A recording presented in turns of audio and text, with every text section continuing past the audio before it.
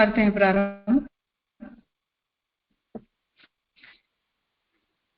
चतुर्थ अधिकरण के 18वें सूत्र में श्री पुरुषोत्तम जी ने संगति के अंतर्गत ये आज्ञा दी कि निषेध दृष्टि से यहाँ 4 अधिकरणों का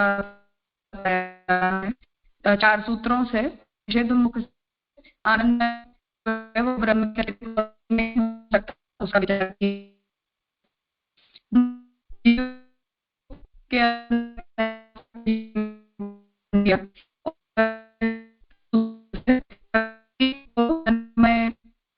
के साथ नहीं जोड़ा जा सकता है,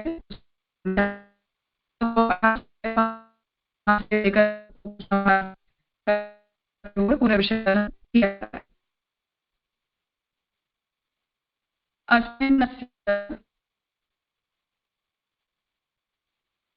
मेरी आवाज ब्रेक हो रही है क्या?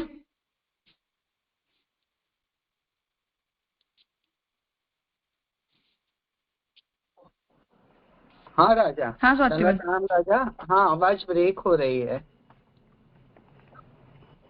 ओके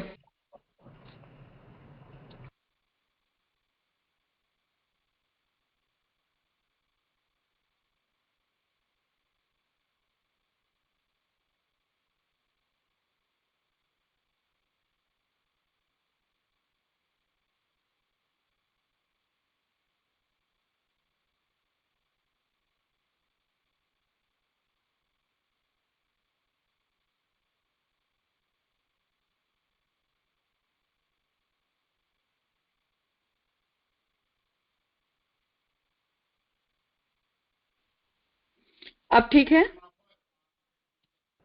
जी राजा। हाँ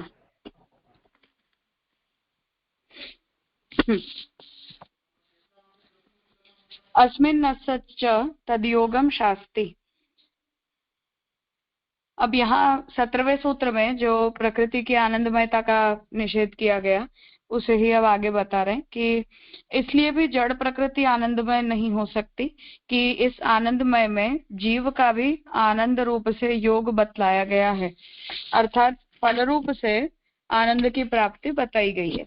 तो 17वें सूत्र में ये तर्क दिया था कि प्रकृति जो है वो जड़ होती है, जबकि जो इस जगत को उत्पन्न करने का संकल्प करता है वो तो ब्रह्म चैतन्यवान, किसी भी चैतन्यवान तत्व की वो बात है।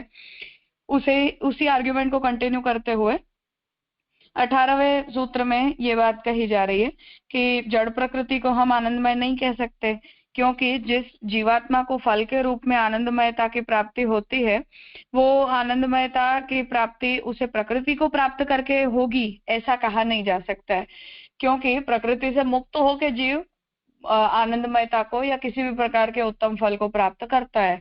तो जीव को आनंदमयता तो फल के रूप में प्राप्त होती है, तो वो प्रकृति को प्राप्त करके आनंदमयता मिलेगी ऐसा नहीं कहा जा सकता है।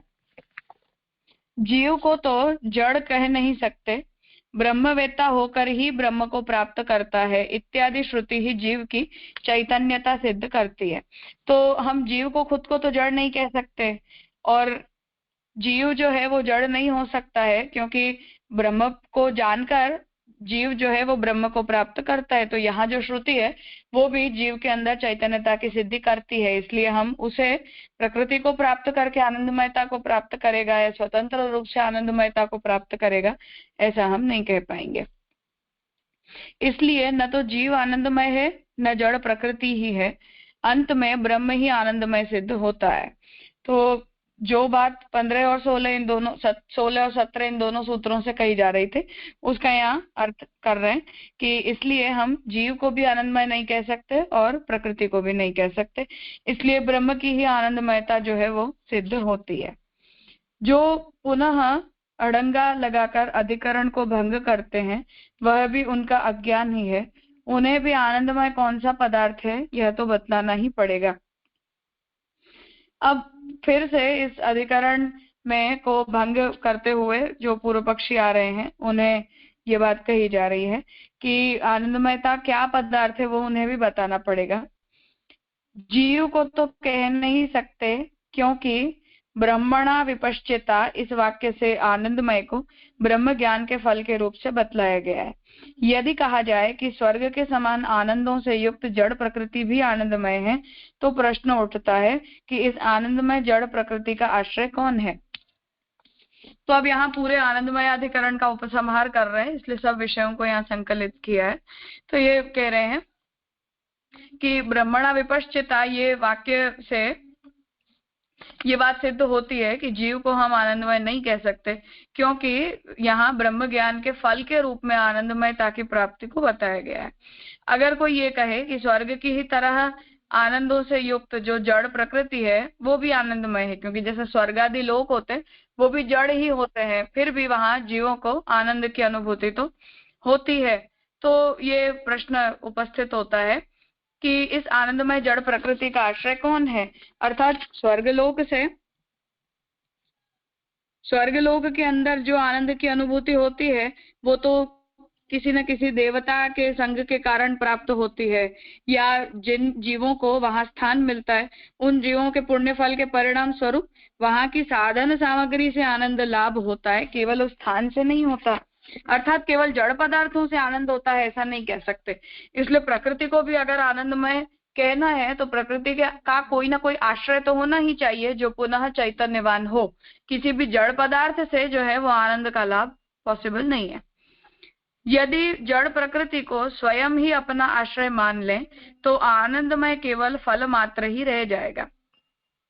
तो प्रकृति ही है वो खुद ही अपने आप में आश्रित है और आनंदमय है, ऐसा अगर हम कहेंगे तो आनंद मात्र केवल फल रह जाएगा। यह नहीं कह सकते कि ज्ञान भी उसका अवान्तर फल हो सकता है। यदि ऐसा कहोगे तो आनंद के अतिरिक्त भी कोई होगा क्या। तो अब यहाँ ये कह रहे हैं कि ज्ञान भी जो है वो इस आनंदमयता की प्राप्ति का अवान्तर फल है। ऐसा अगर हम कहते हैं तो कहते हैं कि ऐसा अगर हम कहेंगे तो आनंद के अतिरिक्त भी कोई ना कोई फल है, अर्थात दो प्रकार के फल प्राप्त होते हैं, ऐसा हमें कहना पड़ेगा। संसार दशा में जड़ रूपता तथा ब्रह्म ज्ञान दशा में पहले से ही चिद रूपता के रहने से फलत्व की बात सिद्ध नहीं होती। तो संसार दशा में तो जड़ रूपता रहती है और ब्रह्म ज्ञान दशा में ज्ञान अवान्तर फल अगर कहा जा रहा है तो उसका अर्थ है कि ज्ञान अवान्तर फल के रूप में हमें चैतन्यता की प्राप्ति हो रही है, तो उससे फलत्व की सिद्धि नहीं होती, क्योंकि ऐसा आधा अधूरा फल प्राप्त करके किसी को प्रसन्नता का अनुभव नहीं होता। अर्थात आनंदमय की विकारता स्वीकारने से फल साधक श्रुति का विरोध उपस्थित होता है। अर्थात जो बात पहले कही थी कि आनंदमयता का अर्थ हम प्राचुर्य लें या विकार लें, तो वहां ये बात सिद्ध की कि विकार अर्थ नहीं ले सकते, वहां व्याकरण के नियमों और प्रपाठक के क्रम के अनुसार भी उसका उत्तर दिया। तो आनंदमयता को की अगर विकारिता हम स्वीकारेंगे तो जो श्रुति उस आनंदमयता की प्राप्ति को फल कह रही है उस श्रुति के साथ विरोध हो जाएगा, क्योंकि ऐसे विकृत फल को प्राप्त करने की इच्छा किसी को नहीं होती। तथा इसी आनंद के अंश से अन्य अन्य भूत उपजीवित होते हैं, इस श्रुति से भी विरोध होता है। अर्थात ये जो आनंद है उसके अंश से ही अन्य अन्य जो भूत हैं वो उपजीवित होते हैं, अर्थात अन्य भूतों की उत्पत्ति होती है या उनका पालन होता है। ऐसा भी अगर हम कहते हैं तो इस श्रुति के साथ भी विरोध हो जाएगा, क्योंकि इस श्रुति से तात्पर्य है कि यदि आनंदमयता के द्वारा अन्य अन्य जीव उपजीवित होते हैं तो आनंदमयता का चैतन्यवान होना कंपलसरी है। तो चैतन्य अवान्तर फल है और आनंदमयता उससे भिन्न प्रकार का फल है, ऐसा नहीं कह सकते। और आनंदमयता की प्राप्ति बिना चैतन्य के होती है ऐसा कहेंगे तो इस श्रुति का विरोध होगा जो ये कहती है कि अन्य जीवों का उससे उपजीवन होता है, क्योंकि चैतन्य विहीन पदार्थ के द्वारा अन्य अन्य भूतों का उपजीवन संभव नहीं है। कुछ पूछना है इस विषय में?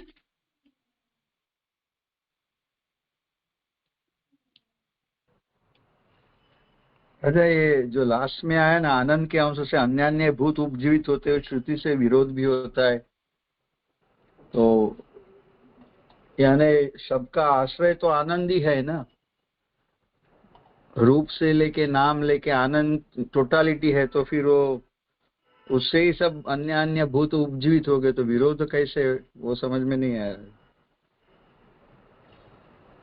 नहीं, अगर हम ये कहेंगे कि आनंदमयता में चैतन्य, जो भी तत्व आनंदमय है वो तत्व चैतन्य विहीन भी हो सकता है, और जो चैतन्य लाभ जीव को होता है वो अवान्तर फल के रूप में होता है। अगर ऐसा कहते हैं तो ये श्रुति जो ये कह रही है कि आनंद का जो अंश है उसके द्वारा अन्य अन्य भूत उपजीवित होते हैं, अर्थात अन्य अन्य जो भूत तत्व हैं उनकी रक्षा होती है या उनका पोषण होता है, तो इस श्रुति के साथ विरोध हो जाएगा, क्योंकि ये श्रुति तो यही कह रही है कि आनंदमयता के द्वारा जीवों का पोषण होता है, तो जीवों के पोषण के लिए आनंदमय जो पदार्थ है उसका चैतन्यवान होना कंपलसरी है।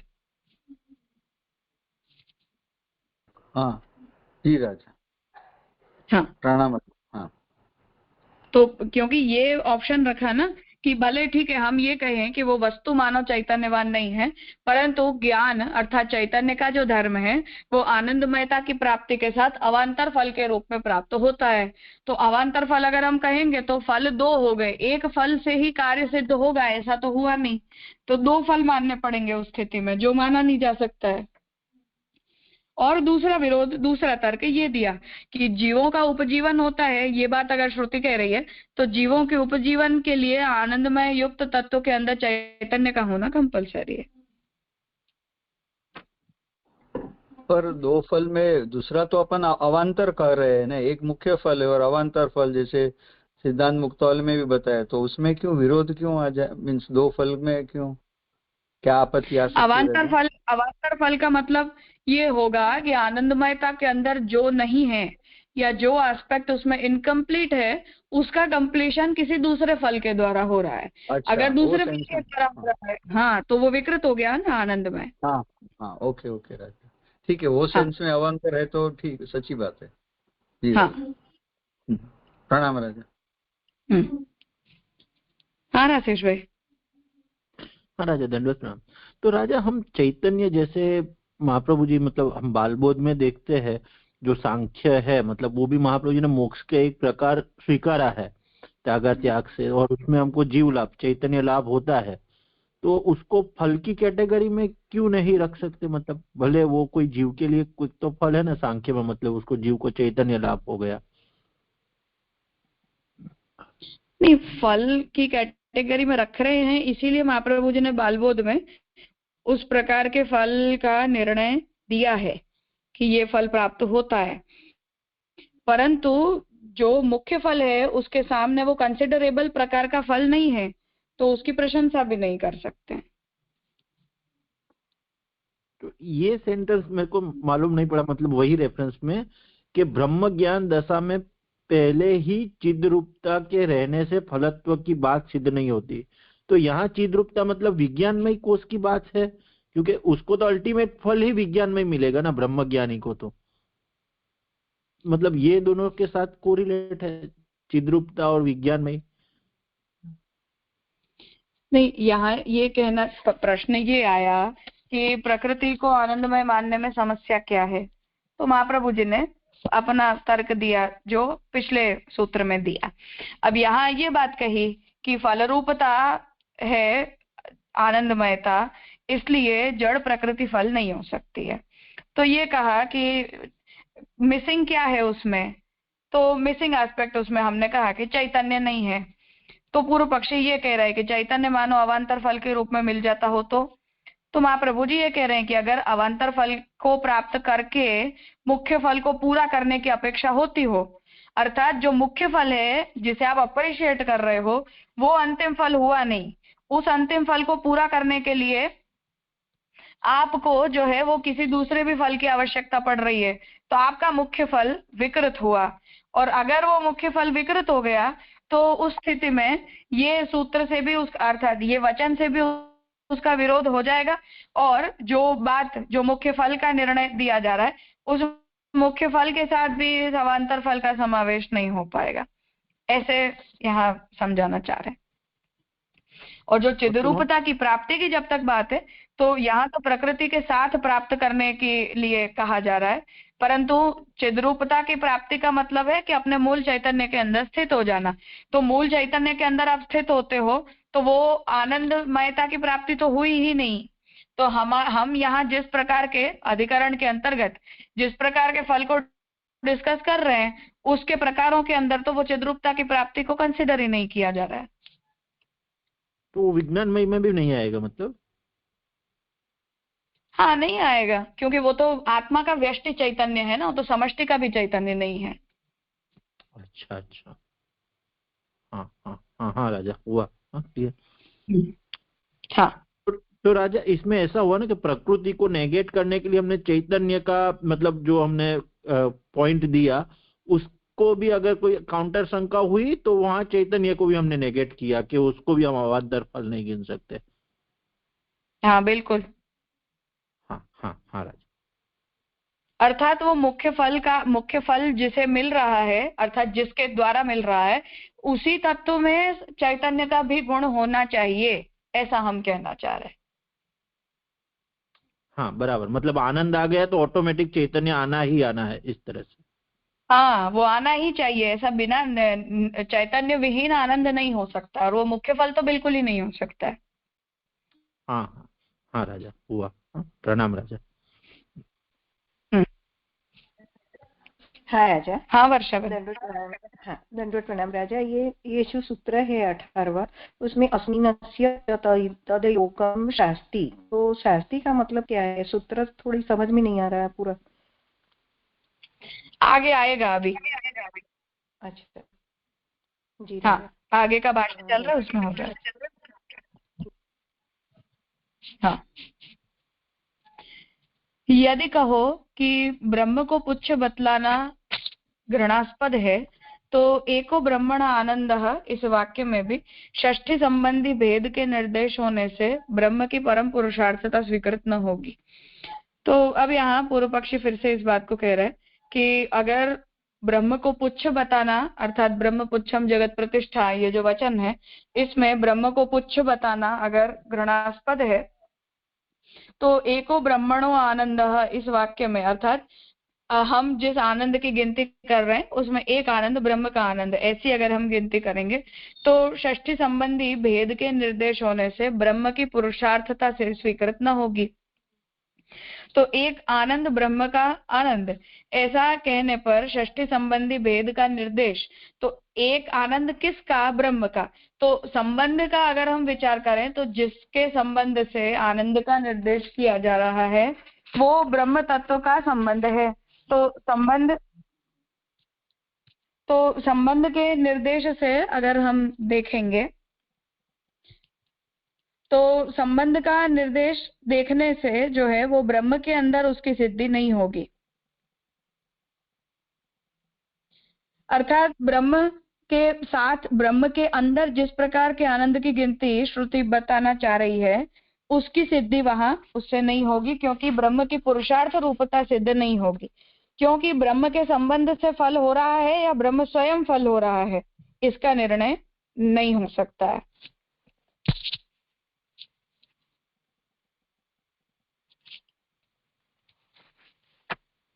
उपक्रम आदि संबंधी समस्त विरोधों का परिहार प्रथम ही कर चुके हैं, फिर उसे बार बार उठाना ही व्यर्थ है। अर्थात अब यहाँ जो ऑर्डर चल रहा है उसमें श्री महाप्रभु जी ये कह रहे हैं कि आनंदमयाधिकरण का उपक्रम किस प्रकार से हुआ और उसका विषय किस प्रकार से आगे बढ़ा, इन सब का निरूपण अधिकरण के प्रारंभ में कर चुके हैं, इसलिए दोबारा उन बातों को रिपीट नहीं कर रहे हैं। यद्यपि अधिकरण परोक्षवाद के रूप से तत्व का अन्यथा रूप से वर्णन करता है, इसलिए ब्रह्मपुच्छ पर विचार करना अपेक्षित है। अब यहाँ ये कह रहे हैं कि अब ब्रह्मपुच्छ जगत प्रतिष्ठा, इस वचन के तात्पर्य का विचार करना जरूरी है या नहीं, क्योंकि यदि उपक्रम और उपसंहार आदि के द्वारा कोई एक बात का निर्णय हो जा रहा है तो आनुषंगिक वाक्यों को उसी तात्पर्यार्थ के साथ संगत मान लिए जाते हैं, इसलिए स्वतंत्र रूप से उन वाक्यों के अर्थ का विवेचन करना अपेक्षित नहीं है। फिर भी यहाँ ये आज्ञा कर रहे हैं कि ये जो अधिकरण है वो परोक्षवाद रूप से तत्व का वर्णन करने वाला है, इसलिए यहाँ ब्रह्म पुच्छ पर विचार करना जरूरी है।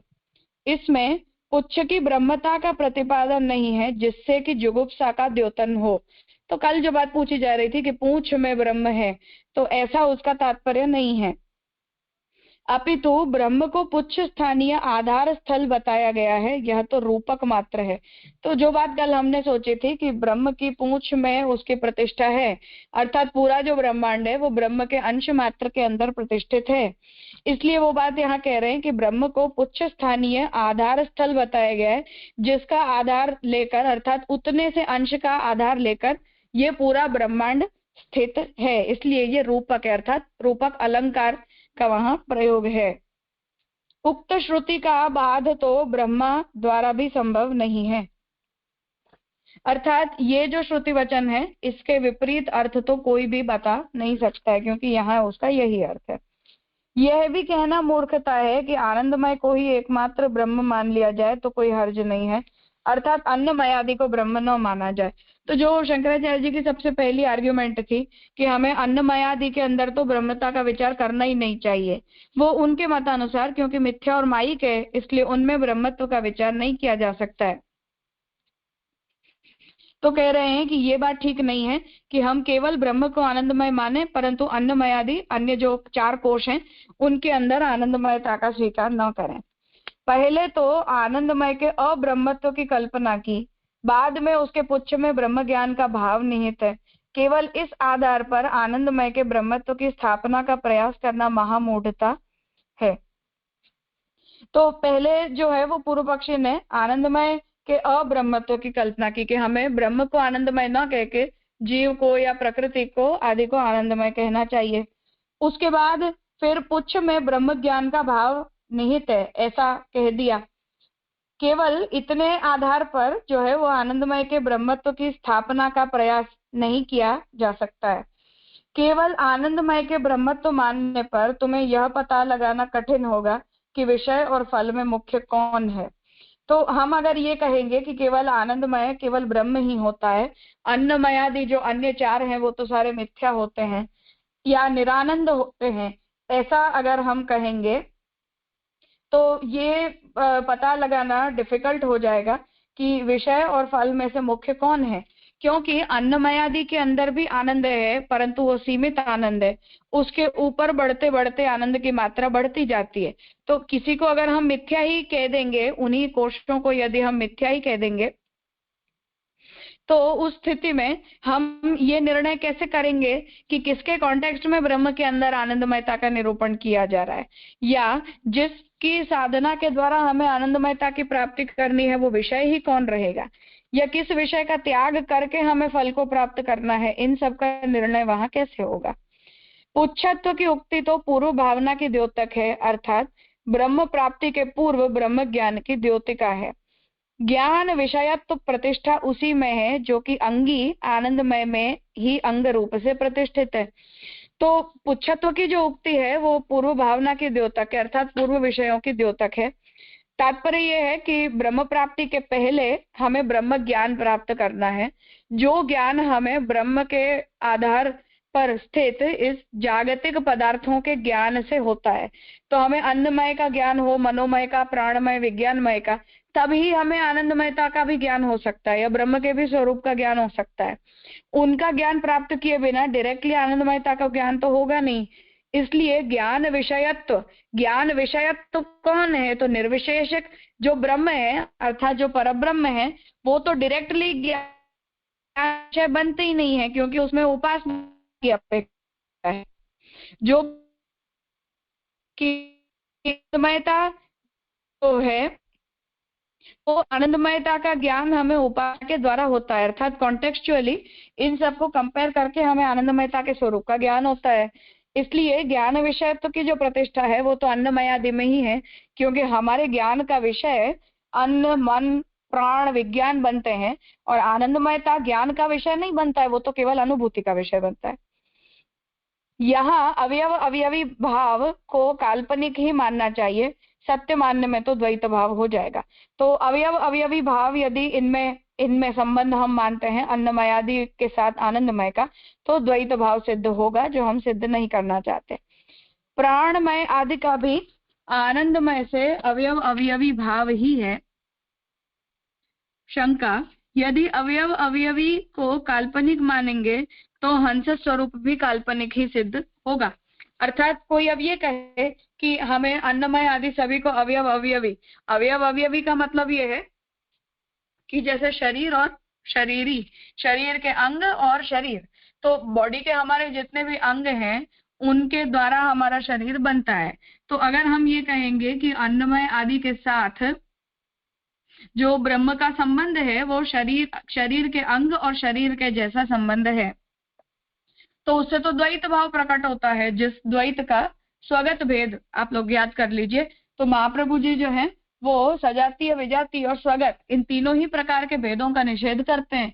तो शरीर शरीरी भाव जो संबंध है, अवयव अवयवी भाव जो संबंध है, वो तो स्वगत भेद होता है, जिस स्वगत भेद का भी स्वीकार महाप्रभु नहीं करते हैं।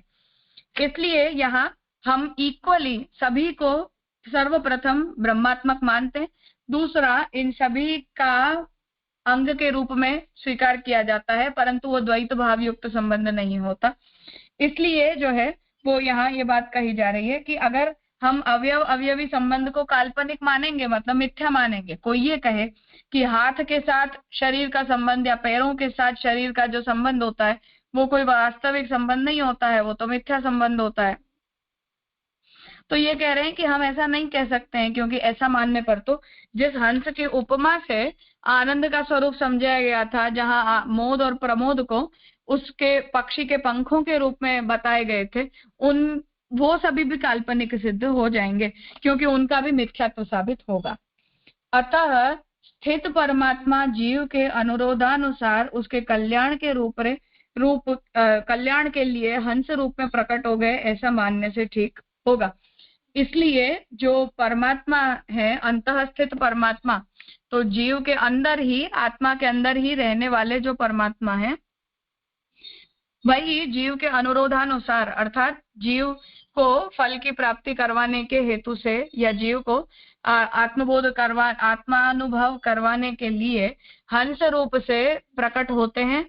हंस रूप से उस जीवात्मा के अंदर, जीवात्मा के पुर के अंदर प्रविष्ट होते हैं, और उस पुर के अंदर प्रविष्ट होते हुए जीवात्मा को जो है वो आनंद का अनुभव करवाते हैं, ऐसा हम मानेंगे। अर्थात एक एक करके जो आनंदमय आत्मा है वो अन्नमय, प्राणमय, मनोमय और विज्ञानमय, इन चारों के अंदर प्रविष्ट होते होते फिर आत्मा के आनंद का अनुभव करवाती है, और वो सब वास्तविक होते हैं। उनमें अवयव अवयवी भाव संबंध भी जो है वो द्वैत भावापन्न या मिथ्या नहीं होता है। ऐसा यदि हम स्वीकारेंगे तभी श्रुति वचन संगत होंगे, ऐसा यहाँ महाप्रभु जी अपना निर्णय दे रहे हैं। कुछ पूछना है? राजा प्रणाम। हाँ।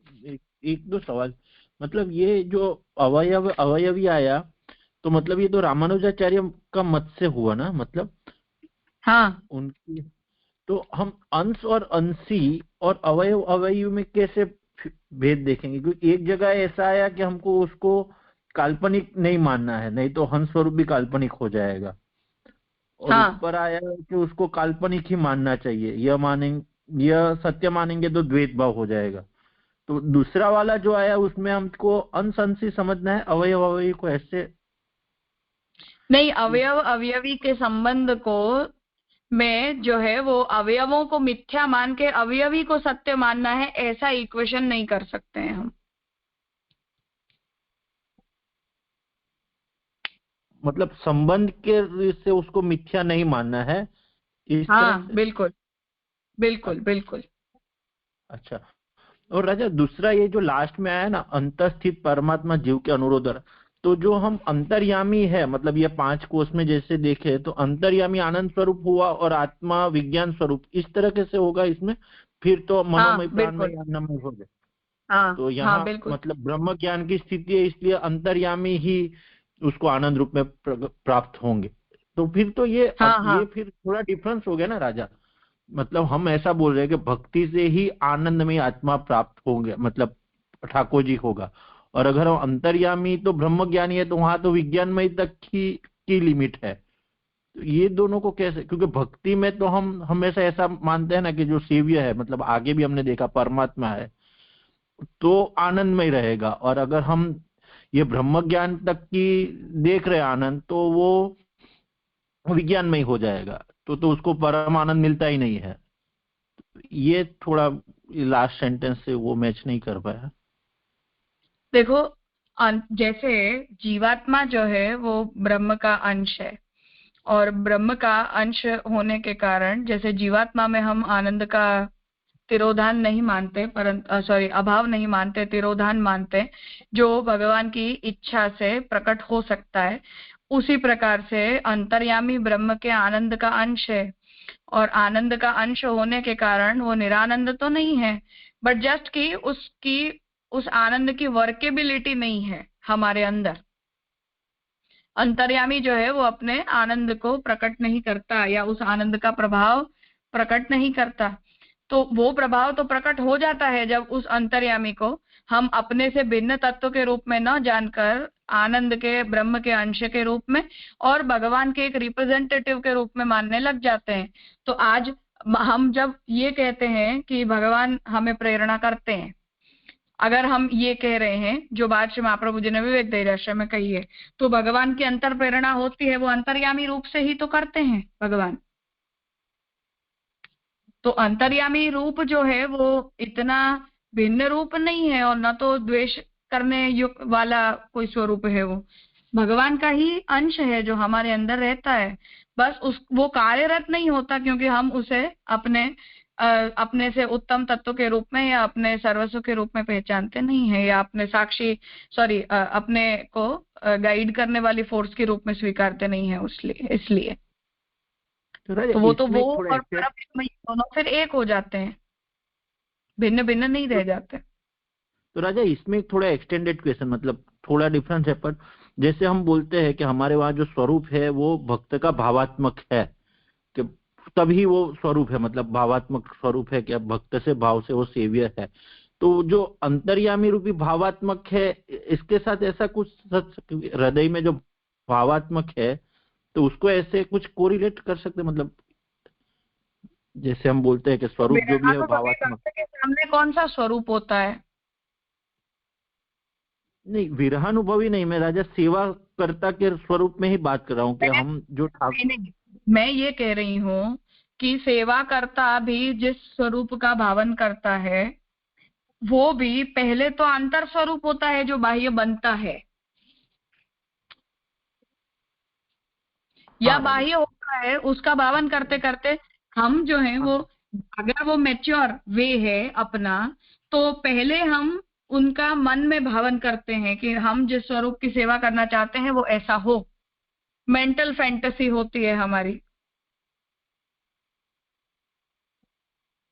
फिर हमने मन में जैसे स्वरूप का विचार किया है ऐसे विग्रह को या उससे मैच करने वाले विग्रह को सेवा में पधराते हैं, तो हमारा हृदय का भाव ही एग्जीक्यूट होता है। और जो कथा पक्ष परायण होता है उसके लिए तो वो अंतर्भाव ही होता है, उसमें बाह्य स्वरूप प्रकट होता नहीं है, तो वो उस अंतर स्वरूप की ही तो भावना करता है हर स्थिति में, जो अंतर स्वरूप फिर उसके अंतर गुहा में पूर्ण रूप से प्रकट होके और फिर उसकी आत्मा और वो दोनों एक हो जाती है, जो संन्यास निर्णय में फल बताया गया है। तो जो अंतर स्वरूप की जो भावना कर रहा है वही अंतर्यामी के साथ मैच हो जाता है, वही है, ऐसा समझ सकते हैं? बन जाते हैं, वो दोनों एक ही बन जाते हैं। हाँ राजा, यही थोड़ा समझना। तो भावात्मक जो स्वरूप है वो अंतर्यामी से ही, मतलब उसके साथ ही हम कोरिलेट कर सकते। बिल्कुल। हाँ राजा, क्लियर हुआ। प्रणाम राजा।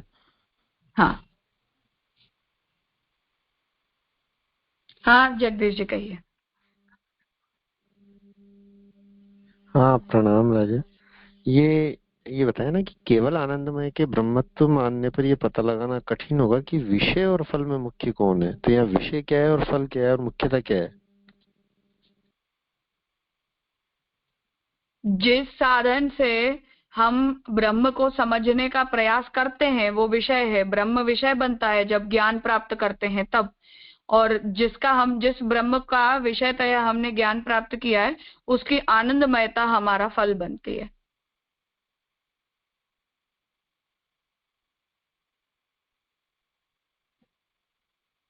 ब्रह्मविद आपनोति परम, इसमें ब्रह्म विषय है, हमारा ब्रह्म के स्वरूप को जानना सब्जेक्ट है, ब्रह्म सब्जेक्ट बनता है।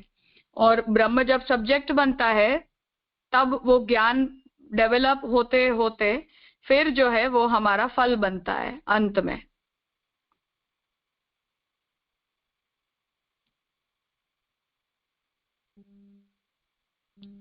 माने फल आनंद हुआ और विषय ब्रह्म हुआ। ब्राह्मिक आनंद अनुभूति का विषय होता है, ज्ञान का विषय नहीं होता है। हम उस आनंद को समझ नहीं सकते हैं। अगर उसे नहीं समझ सकते हैं हम, तो उस वजह से ब्राह्मिक जो आनंद है वो हमारी अनुभूति का सब्जेक्ट बनता है, और जो हमारी अनुभूति का सब्जेक्ट बनता है उसका ज्ञान हम विषय के रूप में प्राप्त करते हैं। तो ब्रह्म विषय है और आनंदमय फल है।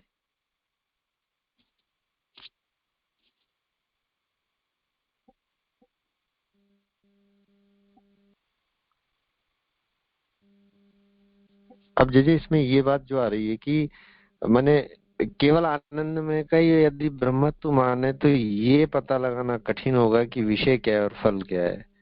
तो उसको कैसे समझे इस कॉन्टेक्स्ट में कि बाकी चार को हम आनंदमय रहित मान रहे हैं, मतलब जैसे अन्नमय प्राणमय को। तो जिनके आधार पर आपको ब्रह्म ज्ञान प्राप्त हो सकता है, उस आधारभूत विषयों को अगर आप मिथ्या कह देते हो तो ब्रह्म ज्ञान का विषय बचेगा क्या? जैसे जगत है, अब जगत के आधार पर तो हमें ब्रह्म का ज्ञान होता है, हम जगत को समझते हैं, जागतिक पदार्थों को जानते हैं, सदंश को जानते हैं, चिदंश को जानते हैं, उसके उन्हें धारण करने वाले ब्रह्म को जानते हैं। तो आप सत्य को मिथ्या कह देते हो, चैतन्य और ब्रह्म को एक कह देते हो, तो ब्रह्म को जानने योग्य बचा क्या? सब्जेक्ट क्या बचा आपके पास कि जिसमें आप ब्रह्म को जानोगे? और वो आप नेति नेति कह देते हो, मन वाणी से अगोचर कह देते हो, तो विषय तो कुछ बचा ही नहीं। तो फल की अनुभूति बची, तो बिना विषय के फल मिलेगा कब आपको? कैसे मिलेगा? ऐसे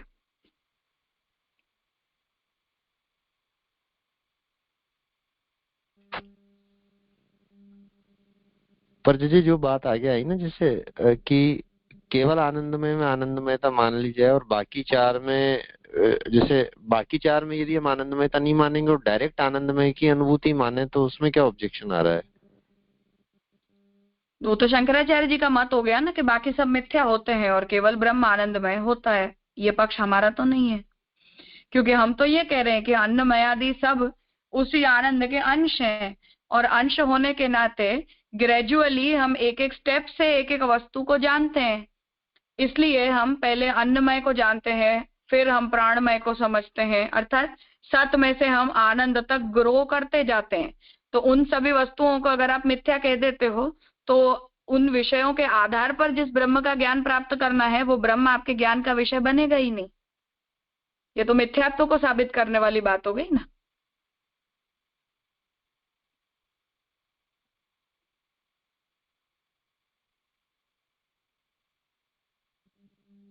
जी जी जी, माने उन चार मतलब वास्तव में देखा जाए तो आनंदमय की सच्ची अनुभूति तो सत से ही स्टार्ट होगी। डायरेक्ट आनंदमय से आनंदमय की अनुभूति नहीं हो सकती अपने मत के अनुसार। अनुभूति भी नहीं हो सकती और ज्ञान भी नहीं हो सकता है। वो आपके सब्जेक्ट, आपके ज्ञान का सब्जेक्ट तो वो है ही नहीं। ज्ञान का सब्जेक्ट तो सत और चित है। तो अगर सत और चित मिथ्या हो गए और आप जिसे ज्ञान का विषय बनाने की बात कर रहे हो वो तो केवल अनुभूति का सब्जेक्ट है, तो आपके ज्ञान का तो कोई ऑब्जेक्ट ही नहीं है। तो क्या डायरेक्ट अनुभूति पे जंप करना, ऐसे कह रहे हैं। हाँ जी जी जी, बहुत सुंदरता से स्पष्ट हुआ। प्रणाम। हाँ,